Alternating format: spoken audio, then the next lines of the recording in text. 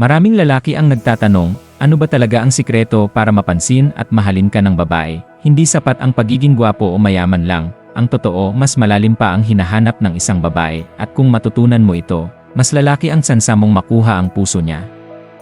Hindi lahat ng babae ay naghahanap ng perpektong lalaki, pero halos lahat ay naakit sa isang taong may tiwala sa sarili. Hindi ito yabang, kundi kalmadong lakas, ayusin ang sarili, malinis na pananamit, maayos na buhok at mabangong amoy.